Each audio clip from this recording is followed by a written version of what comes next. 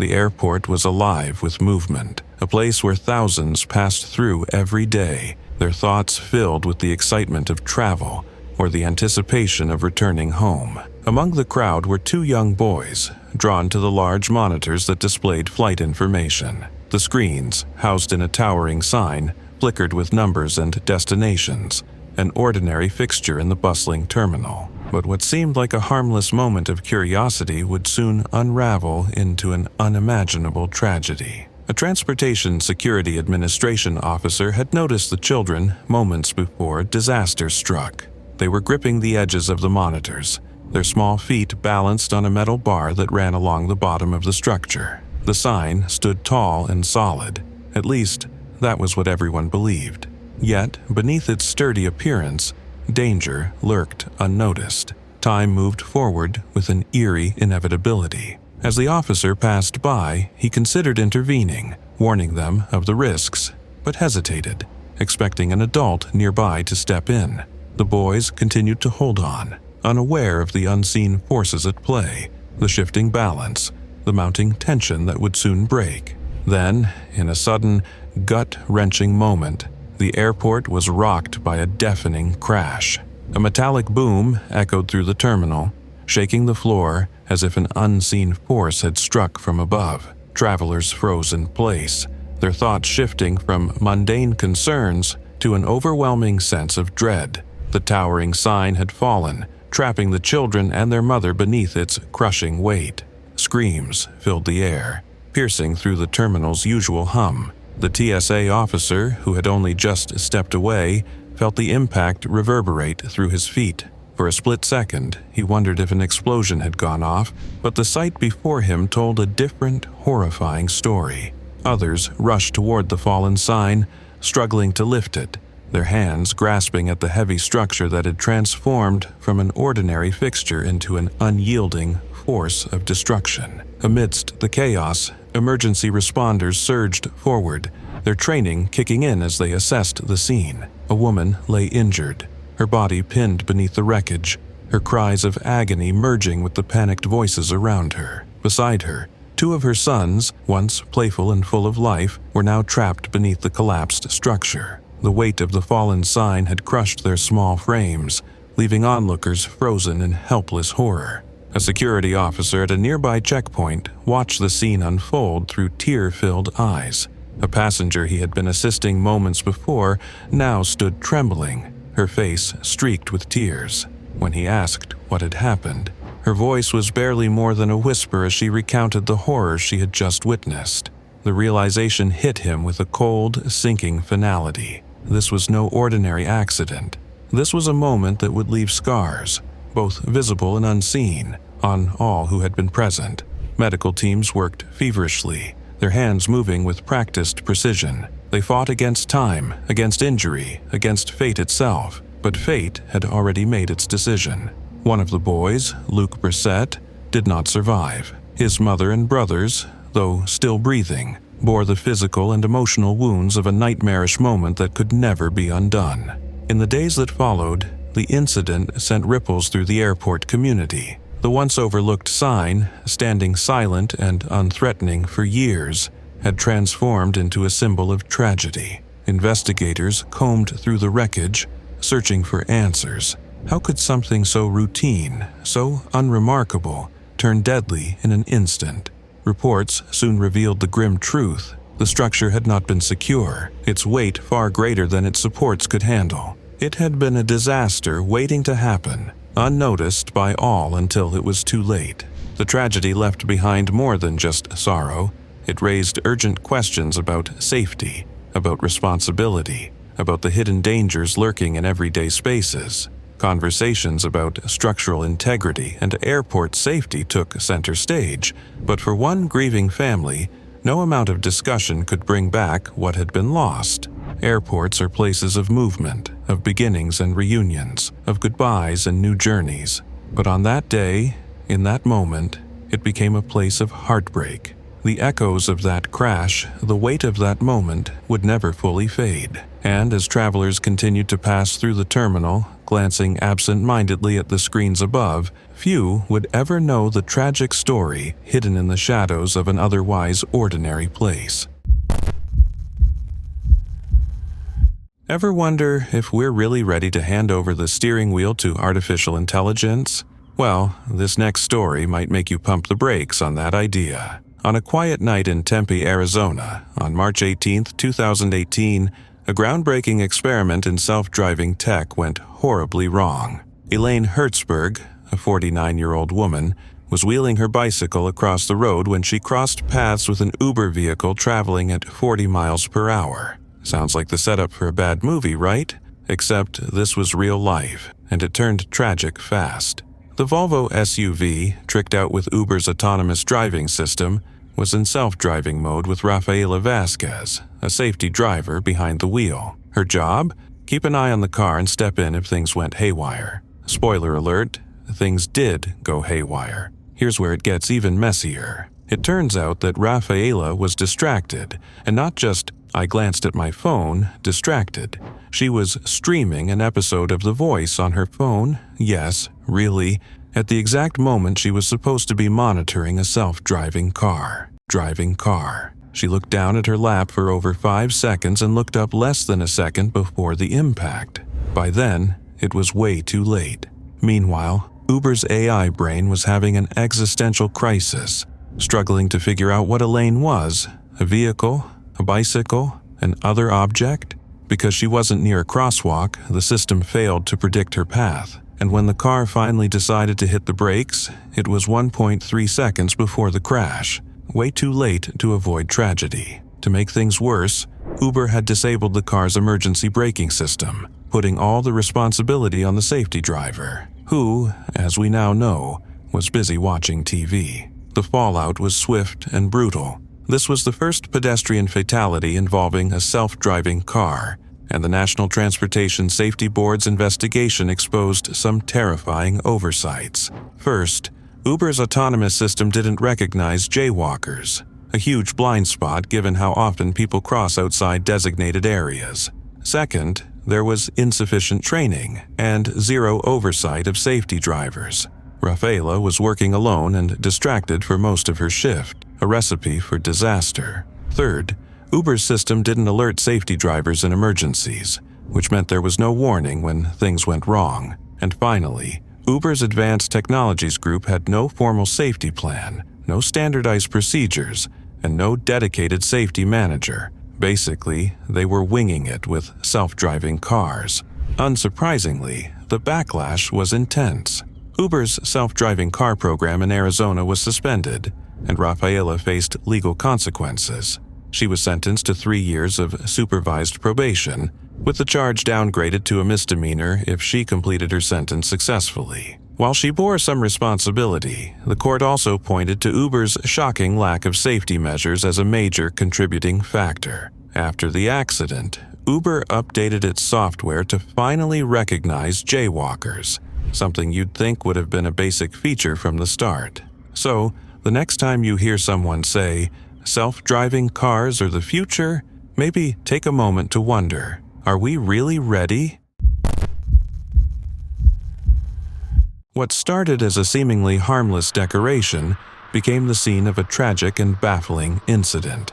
In a quiet suburb of Barcelona, a man lost his life in the most unexpected of places, inside the hollow leg of a massive dinosaur statue. The discovery came on an otherwise ordinary afternoon when a father and son happened to glance inside the towering Stegosaurus. What they saw was unsettling. Something was lodged deep within the structure, something that didn't belong. Alarmed, they quickly called for help. Authorities arrived and soon confirmed the unthinkable. There was a body trapped inside the statue. The victim was a 40-year-old man who had been reported missing just hours earlier. His family had been searching for him, unaware that he was in a place so improbable that no one would have thought to look. Investigators pieced together a chilling theory of what might have happened. They suspected that the man had dropped his phone inside the statue and, in an effort to retrieve it, had crawled headfirst into the narrow opening. But once inside, something went terribly wrong. He became stuck, unable to move, unable to call for help. For hours, Perhaps even days, he remained trapped, his fate sealed by an unfortunate accident. The Dinosaur, which once stood as nothing more than a quirky decoration outside an abandoned cinema, had unwittingly become a tomb. Firefighters worked carefully to free his body, cutting through the statue's structure to extract him, but it was too late. There was nothing that could be done. Police ruled out foul play, stating that there were no signs of violence. This was a tragic accident, a bizarre twist of fate that had left an entire community in shock. No one could comprehend how such an ordinary object could become the setting for such a heartbreaking event. Questions still lingered. How had the man managed to enter the statue in the first place? Why had no one heard his cries for help? And just how long had he been trapped inside before he was found? The autopsy would provide more details, but for now, all that remained was a haunting sense of mystery. As news of the incident spread, the town was left shaken. The once familiar Dinosaur, which had stood as a whimsical landmark for years, had now become a grim reminder of life's unpredictability. What had once brought joy and nostalgia now cast a shadow of sorrow. Though officials assured the public that it was a case of misfortune rather than negligence, the tragedy left many wondering how something so simple could have turned into something so tragic. The statue, once a harmless piece of decoration, would never be seen the same way again. As time passed, the story of the man and the Dinosaur would become one of those eerie tales that lingered in whispered conversations, a warning of how quickly the ordinary can turn into the unimaginable. We've all got our guilty pleasures: hot chocolate, Netflix binges, maybe a little too much coffee, but for Natasha Harris, a 30-year-old mother of 8 from Invercargill, New Zealand, her guilty pleasure turned into a deadly obsession. Her love for Coca-Cola wasn't your typical, I need a soda with my burger kind of thing.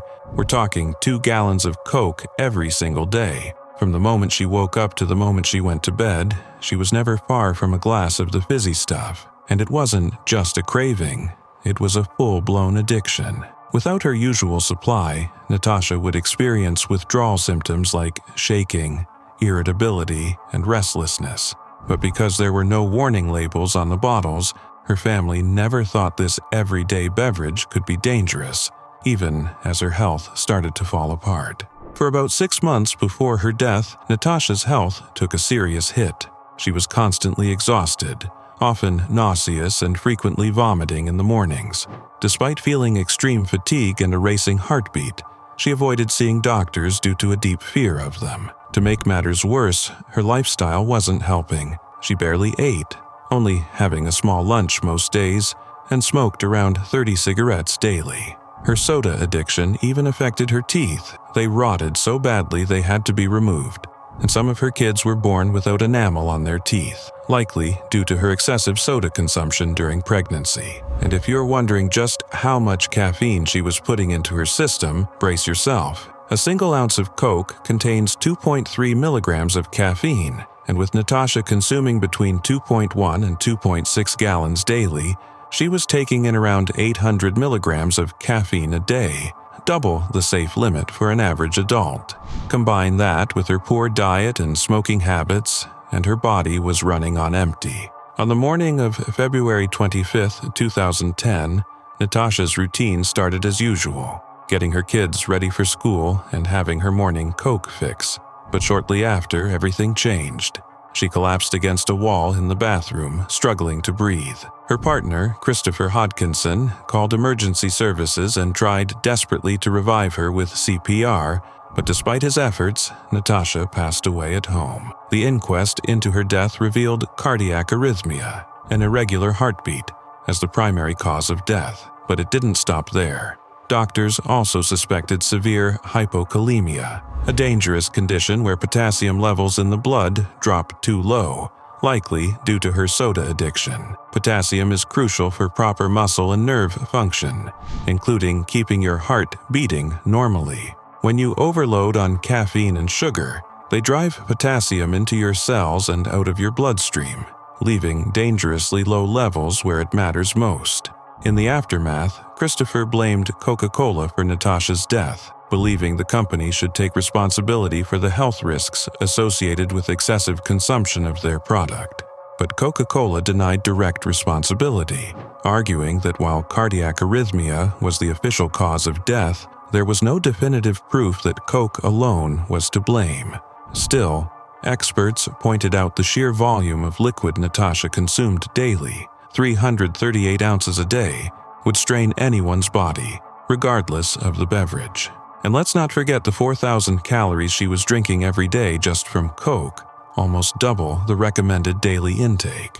While most people who enjoy soda in moderation don't need to worry, Natasha's story serves as a sobering reminder that even something as ordinary as a soft drink can turn deadly when taken to extremes. So maybe next time you reach for that extra can of Coke, you'll think twice, because no one wants their love of soda to take a dark and dangerous turn. The night had begun like any other, quiet and uneventful. Jane MacDonald, 31, had gone to visit a friend in Airdrie, Lanarkshire, unaware that a tragic accident would soon unfold. While in the kitchen, she slipped, and in a terrible twist of fate, she fell onto a knife that had been left standing upright in the dishwasher. In an instant, an ordinary evening turned into a frantic emergency. The piercing sound of sirens shattered the silence as paramedics rushed to the scene. They worked quickly, doing everything they could before speeding Jane to Monkland's General Hospital. But despite their best efforts, she did not survive. The shocking accident left the neighborhood in disbelief. Strathclyde police confirmed that there was no foul play, just a devastating accident that no one could have foreseen. Officers remained at the scene, their presence a painful reminder of the night's tragedy. The house where the accident occurred belonged to Reverend Sharon Colvin, a Church of Scotland minister. She had yet to speak publicly about the incident, but those who knew her could only imagine the weight of sorrow she carried. Robert Hutton, a former church session clerk, explained that Jane had simply been a guest, caught in an unforeseen and heartbreaking turn of events. Friends and neighbors struggled to process the devastating news, unable to comprehend how such a simple household mishap could have such fatal consequences. The usually quiet cul-de-sac had never witnessed such chaos. Curious neighbors peered through their windows, watching as the flashing emergency lights cast eerie shadows on the pavement. One resident recalled seeing 4 or 5 medics rush into the house, their faces tense with urgency. They did all they could, but the woman they wheeled out in the ambulance never came back. Some onlookers murmured among themselves, wondering if anything could have been done differently to prevent such an accident. Tragically, this was not an isolated incident. 6 years earlier, a 12-year-old boy in Northampton had lost his life in a similar way, a stark reminder of the hidden dangers within everyday household routines. Even the most mundane objects, when left in the wrong position, could turn deadly in a split second. Safety experts stressed that such accidents, while rare, were not unheard of. They urged people to take extra precautions, emphasizing the importance of even the smallest safety measures in the home. Following Jane's untimely death, the Royal Society for the Prevention of Accidents, ROSPA, issued an urgent warning. If possible, always place knives with the blade facing downward in the dishwasher, a spokesperson advised. Even though some manufacturers suggest otherwise, safety should always come first. Experts pointed out that while dishwashers were a standard household appliance, they could still pose risks if not used carefully. A simple adjustment in how utensils were placed could mean the difference between safety and tragedy. It was a minor precaution, something easily overlooked. Yet, one simple oversight had resulted in a heartbreaking loss. Experts urged people to be more mindful, to take even the smallest safety measures seriously, and to remember that even routine tasks could carry unexpected risks. These reminders resonated deeply with many who heard Jane's story, as they reevaluated their own household habits and whether they were unknowingly putting themselves or their loved ones at risk. Jane's family and friends were left in shock and grief. She had been full of life, yet in a single moment everything had changed. Reverend Colvin, who had so kindly opened her home to Jane, now found herself mourning a devastating loss. All right, folks, buckle up because this story is equal parts bizarre and tragic, with a side of facepalm-worthy decisions. Picture this.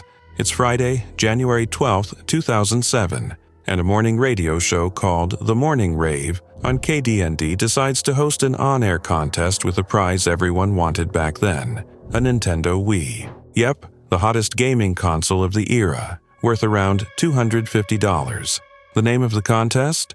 Hold Your Wii for a Wii. And yes, it's just as ridiculous as it sounds. But hey, you gotta admire the straightforwardness.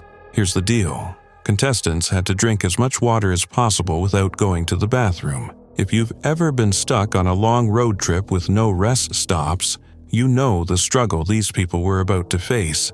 But on paper, it seemed harmless enough until it wasn't. Enter Jennifer Strange, a devoted wife, loving mom of 3, and someone just trying to win a fun gaming system for her family. What could possibly go wrong, right? The contest kicked off at 6:15 a.m. with 18 eager participants, each handed an 8-ounce bottle of water to chug every 15 minutes. At first, it seemed like a breeze. These were small half-pint bottles, after all, but after just 90 minutes and 5 bottles in, the first contestant, James Ibarra, tapped out, his bladder waving the white flag. And that's when things started getting weird. A nurse, clearly more informed than the show's hosts, called in to warn them about the dangers of water intoxication, a real and potentially deadly condition where drinking too much water dilutes vital electrolytes, causing severe health issues. You'd think this would be a huge red flag, but nope, the hosts laughed it off. One even joked, "Is anyone dying in there?" Another quipped, "They signed releases, so we're not responsible." Yikes. Meanwhile, the contestants were kept in a separate room, oblivious to the nurse's warning. Jennifer, determined to win that Wii for her kids, kept going even as the pain set in. She complained about severe discomfort and splitting headaches, but the hosts were still joking around, showing a shocking lack of understanding. When one DJ asked if water poisoning was even a thing, another replied, "Not with water. Your body's 98% water. Why can't you take in as much as you want?" A third host even joked, "Maybe we should have researched this first." Ya think? As the contest dragged on, the water bottles got bigger and the stakes higher. Jennifer pushed through nearly 2 gallons of water in just over 3 hours. Despite being in visible distress, she powered on, wanting to bring that Wii home for her 2 sons and daughter. When she finally bowed out, she was the second to last contestant standing, earning, wait for it, tickets to a Justin Timberlake concert. Not quite the prize she was aiming for, but things went from bad to catastrophic. Jennifer's stomach was painfully swollen, and she complained of excruciating headaches. Hoping some rest would help, she skipped work and went straight to bed. What she didn't know was that her body was already in crisis. Excessive water intake had diluted her blood sodium levels, causing water to flood into her cells. While most tissues can handle a little swelling, the brain, not so much. Encased in a rigid skull, her swelling brain had nowhere to go, leading to severe damage. Later that day, Jennifer called her workplace, crying and describing unbearable pain. Just 5 hours after the contest ended, her mother found her lifeless body at home. It's hard to imagine a more heartbreaking end to what was supposed to be a lighthearted event. The fallout was swift. The morning rave hosts, known on air as Trish, Maney, and Lucas, were fired the very next day. KDND canceled the show and terminated 10 employees in total. Jennifer's family sued the station, and on October 29, 2009, a California jury awarded them $16.5 million in damages. The station was held fully accountable for the reckless stunt that cost Jennifer her life. The night started like any other for a young couple in Tel Aviv, but it ended in a way no one could have imagined. Trapped in an underground elevator as floodwaters surged in, their final moments were spent battling for breath, desperately trying to escape as water filled the small space around them. Dean Shoshani and Stav Harari, both 25, had no idea they were stepping into a death trap when they entered the lift in their apartment building's underground parking garage. Heavy rain had been falling throughout the day, overwhelming the city's drainage systems and causing chaos on the streets. But the true nightmare began when the water found its way into the basement, seeping through an opening and quickly rising. As the elevator descended, an electrical failure suddenly caused the doors to lock. What should have been a quick and routine ride turned into a terrifying prison. Trapped inside, the couple struggled to force the doors open, but they wouldn't budge. Panic set in as the water levels rose around them. Neighbors could hear their desperate cries for help, but no one could get to them in time. Residents of the building immediately sprang into action, frantically calling emergency services. However, their pleas went unanswered for far too long. The city was already overwhelmed with flood-related emergencies, and their calls were either missed or dismissed. One tenant dialed for help repeatedly, only to be met with silence or disconnected calls. Time slipped away, and so did hope. The flooding intensified, and the underground parking garage became a deadly trap. The water had nowhere to go, pouring in rapidly, submerging everything in its path. The air inside the lift grew thinner as the couple fought to stay above the rising water. Their struggle could be heard, the sounds of their distress echoing through the basement. Then, just as suddenly, the noises stopped, silence fell, and with it came the realization that the worst had happened. By the time rescue crews finally arrived, it was too late. More than half an hour had passed, and every second had counted. Emergency personnel had to navigate the flooded parking lot with scuba gear, searching through the murky water for any sign of life. When they finally managed to pull the couple out, paramedics rushed them to the hospital, but the battle had already been lost. Dean and Stav were gone. In the aftermath, grief and anger swept through the community. The tragedy sparked outrage as questions surfaced about the building's infrastructure and the city's handling of the floods. Family members and neighbors pointed to years of poor maintenance, believing that the disaster could have been prevented. If the building had better flood protection, if emergency services had responded faster, if the elevator had been designed differently. So many ifs haunted those left behind. Dean's family struggled to comprehend the loss, describing him as someone full of life, always looking beyond the ordinary. Stav, known for her kindness and warmth, left behind a grieving family unable to imagine a future without her. The pain of their absence cut deep, leaving wounds that would never truly heal. For the city, this tragedy became a chilling reminder of how quickly nature's fury could turn everyday places into death traps. It raised serious concerns about safety regulations, building codes, and the readiness of emergency responders. Many feared that if changes weren't made, another disaster like this could happen again. As days passed, tributes poured in, and the weight of what had happened settled over those who had tried to save them. The neighbors who had heard their cries, who had fought against locked doors and useless phone calls, would forever carry the memories of that fateful night.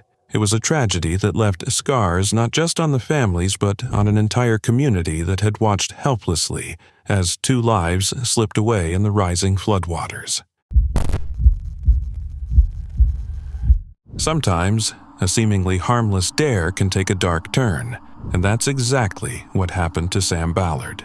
In 2010, the 19-year-old aspiring rugby player was enjoying a chill evening with his friends at the home of Jimmy Galvin, a buddy who, believe it or not, is now a famous pianist and music composer. The group was just hanging out, sipping on red wine and trying to act a bit grown up. But then, the night took an unexpected turn when a slug appeared on the concrete patio, and, as it often does with a bunch of teenage boys, a dare was born. So, what did they do? They dared Sam to eat the slug. A totally innocent, silly moment among friends, right? What could possibly go wrong? Well, what happened next would change Sam's life forever. He gulped down the slimy creature, thinking it was just a weird, gross challenge. But soon after, he began feeling incredibly weak, with his legs in pain. Then came the dizziness, followed by vomiting. His mother, Katie Ballard, initially thought the symptoms might be a sign of multiple sclerosis, a condition that had affected her husband. Multiple sclerosis can cause fatigue, dizziness, and weakness in the legs, and Sam had all of those symptoms. But doctors quickly ruled it out. It wasn't until Sam mentioned that he had eaten a slug that the puzzle pieces started to fall into place. Katie was skeptical. Who gets sick from eating a slug? But soon, Sam's diagnosis would prove much more terrifying. He had contracted a rare parasite known as rat lungworm disease. You might be wondering what on earth rat lungworm disease is. Well, here's the scoop. It's a disease caused by a parasite typically found in rats. The parasite gets into slugs when they consume rat feces that's contaminated with the parasite. When humans eat raw or undercooked slugs, the parasite can make its way into the brain, causing severe complications.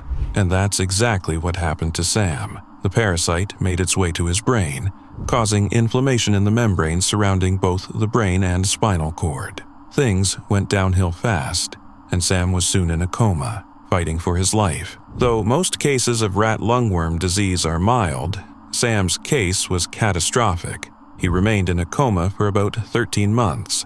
When he woke up, he found himself in a completely different world, paralyzed and barely able to speak. His rugby dreams were shattered, and now he needed help to do even the simplest tasks. Despite this devastating new reality, Sam remained fully aware of everything around him. His friend Jimmy, who had been there when the dare went down, couldn't help but feel guilty. In an emotional moment, he apologized to Sam, with tears streaming down both their faces.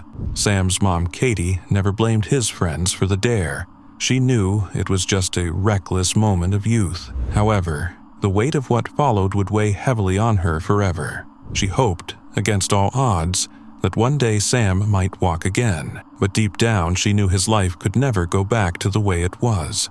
In the final years of Sam's life, Katie fought tirelessly for her son's care, especially when Australian authorities cut disability funding. But despite her relentless efforts, the years of hardship wore on her. On November 2nd, 2018, Sam passed away at the age of 28 in Hornsby Hospital, just a short distance from where he grew up. In his final moments surrounded by his loved ones, Sam managed to say the words Katie had been longing to hear, "I love you." It was the last thing he ever said before taking his final breath, a sad reminder of how one dare changed everything.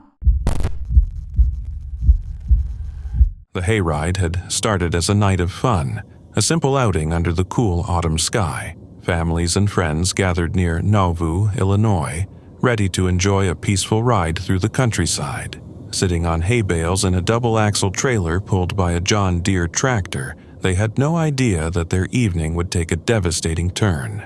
As the tractor made its way along the gravel path, the driver suddenly lost control. The trailer veered off to the side, tipping dangerously before crashing into a wooded ravine. Panic spread instantly as passengers were thrown from their seats, some landing hard on the rough terrain below. The peaceful night had turned into a scene of chaos. Emergency crews rushed to the area, their sirens breaking through the darkness. Medics worked quickly, assessing injuries and doing their best to help those in need. A total of 17 people were hurt, including 15 children, some as young as 1-year-old. Tragically, a 32-year-old woman lost her life in the accident. Her name was not released, but her absence left a painful void for those who had been with her that night. An investigation into the crash began immediately. Authorities discovered that the tractor was too small to safely pull such a heavy trailer, making it difficult to control, especially on an incline. The driver, identified as Wayne York, was held responsible for failing to adjust his speed to avoid an accident. The soft, rain-soaked ground along the roadside only made things worse, creating a slippery path that made the trailer even harder to manage. For residents of Nauvoo, the accident was a shocking and heartbreaking event. This quiet community was known for its friendly gatherings, especially during the fall season.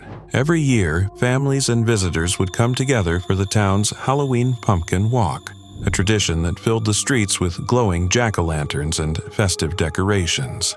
Although this year's event had been canceled, some people still came to celebrate, eager to hold on to a sense of normalcy. In the aftermath of the tragedy, discussions about Hayride safety grew louder. Some residents recalled similar accidents in the past, realizing that nighttime hayrides could be more dangerous than they seemed. The peaceful image of a slow-moving tractor pulling a wagon full of passengers often masked the real risks involved. As the town grieved, many began to rethink whether these beloved traditions were as safe as they had once believed. Despite the sorrow, the community came together to support those affected by the accident. Families comforted one another, offering help in any way they could. The memory of that fateful night would not fade quickly, but the lessons it left behind would shape future decisions. Moving forward, safety measures would be a top priority to prevent another tragedy like this from happening again. As the investigation wrapped up and people tried to heal, one thing remained clear. Even the most ordinary, enjoyable activities could sometimes hold unexpected dangers.